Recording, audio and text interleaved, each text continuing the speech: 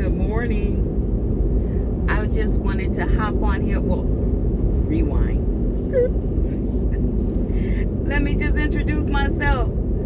I am Joanne, a woman of a certain age, y'all. I'm 57. And I just decided to hop on here and share something else that I'm doing. Miss Nikki, who always kind of checks out my videos, and I appreciate her, had asked me to give an update about what was going on with our rental arbitrage that we have.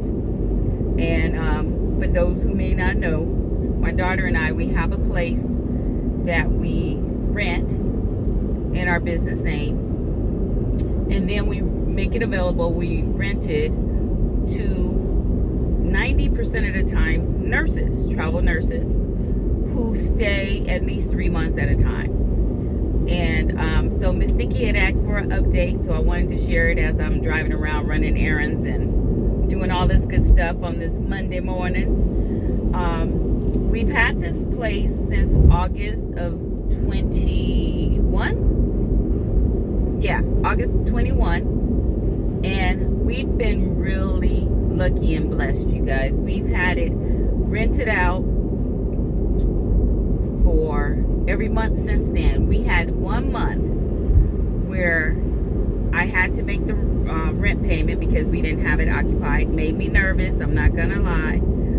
Paid the rent. It was due like on the 1st, as always, but by the 8th we had somebody already there. So we've been really blessed in that sense. And the money that we collect for the rent does cover, like, if you're staying there, is fully furnished, has all the amenities that your home would have, you know, utensils, beddings, everything, just everything. We have it really nice. And it also covers the utilities, so the guests don't have to worry about none of that. But I wanted to share on this video some of the things that I would do differently. So and I watched some of the YouTubes about how to go about doing this. And some of the YouTube videos suggest that maybe perhaps to convince the owner of the property or the property manager that you would take care of the property and do all the things that you need to do, so they won't have to worry about people tearing up their places. Some of the things they suggest is maybe say, hey, you know, if any type of repairs come up with the place, I will be responsible for so much money. So in our case, we negotiated that if it was a repair, $300 or less, we would take care of that. What I would do differently, and what I have done differently, is instead of saying $300, that went down to $150. And we were a little more clear, saying if it's something that our tenant has caused, we would take care of it $150 or less.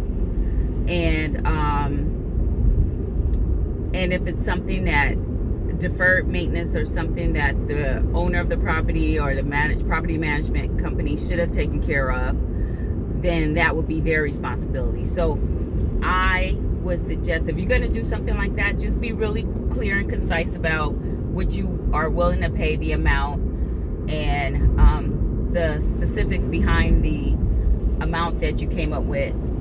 I would make sure that's clear.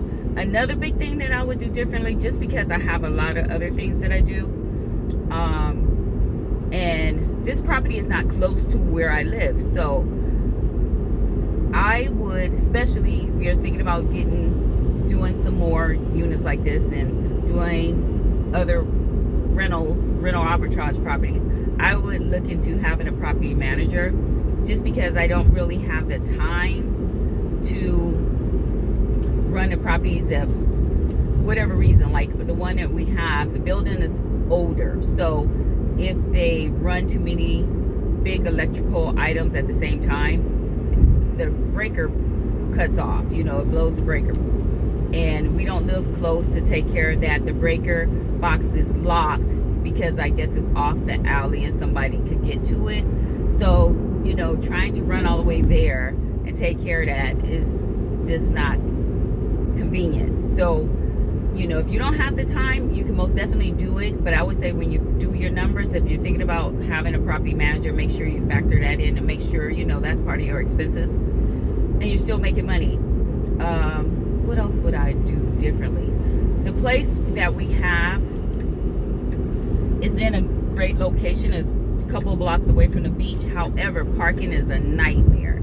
And this place doesn't have parking, it's street parking. And that's a big concern, especially for the nurses. You know, they work different shifts and coming home, they got to drive around and find a parking place. So for sure, if we do this again, and I'm pretty sure we are, I'm going to find somewhere, of course, that has parking. And for us, it has to be a great location. It has to be really close to hospitals because, again, we deal with a lot of nurses on travel front. I think it's, what is it called? Furnish Finders. That's the website, Furnish Finders. Because in California, you know, most cities you can't have short-term renters. They have to stay at least 31 nights, I think it is. And that's why we focus on nurses, because we've been blessed. Our first nurse, she stayed for like 8-9 months. And, you know, we don't have to worry about that turnover and things like that. What else? Another thing is sometimes dealing with a tenant and they don't communicate. You know, even though I constantly reach out, hey, is everything okay? If you need anything, let us know. You know, just the communication and, you know, and waiting till something becomes a big problem, or they had an issue, never said anything, something else comes up, and then they're like, and another thing, and another thing. That part kind of bothers me. You know, let's say they say the drain is stopped up, and then you have a plumber go take a look at it, and it's because they got big pieces of lime or lemon in the drain. I really don't like dealing with that. So that's why I say a property manager, let them handle that. That's just me. You know, what else?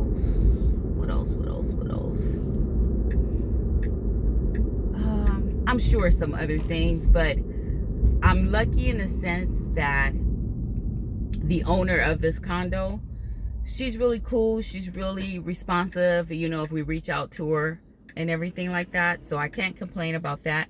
We were lucky in finding a place because my daughter and I were realtors. So, we just went to the MLS and found this property that was for lease, and it worked out for us. But we did try to do the search on Zillow and look for properties like that. But then I was like, let's just use the resources we have. We have access to the MLS, and I'm sure that probably helped us because we're both realtors. But that worked out in our favor. But you don't have to be a realtor to do this, because there's so many videos about people not having real estate background. They went on Zillow and Craigslist and things like that and found people who are looking to rent their place. So you go in there and you share with them how you're going to take care of their place and how you look after their place. And another thing that we do, this is not what I don't like. I'm happy we do this.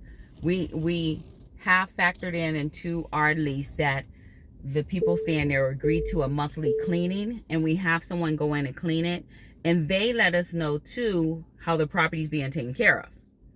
So we get to check in and make sure they're not tearing up anything. And all the nurses, they love it. They love it that somebody comes in, clean up after them. We also are pet friendly, of course, just one. And that's how we check to make sure that the place is not getting tore up.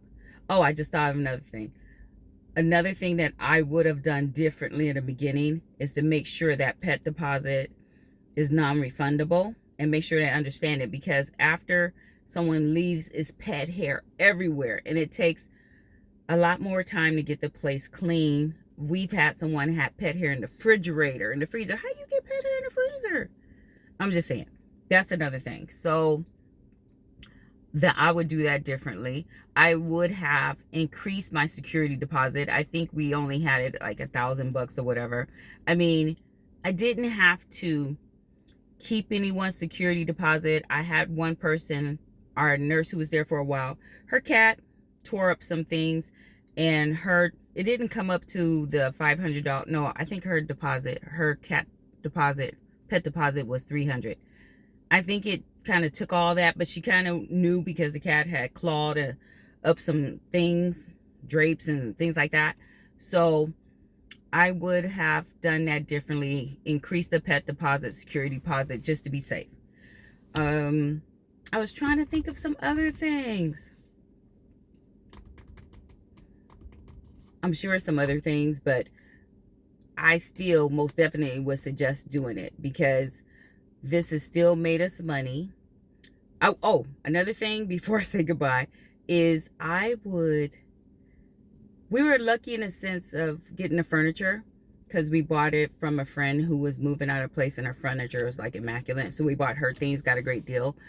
But I'm sure we could have saved money on getting all the other items for the condo, so I think I would shop a little more wisely.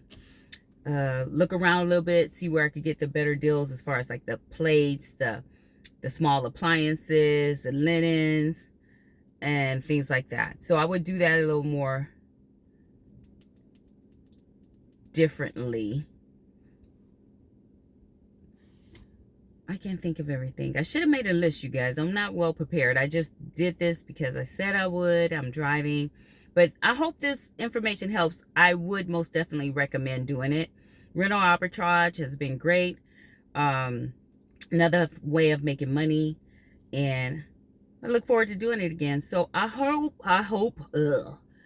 this video helps anyone, and thank you for watching. If you like the information, please give it a thumbs up, like it, share it, make a comment. I love to read your comments. If you have an idea for another video, just let me know. Drop it in the comments, and you guys have a great day. See you soon. Bye, y'all. Peace.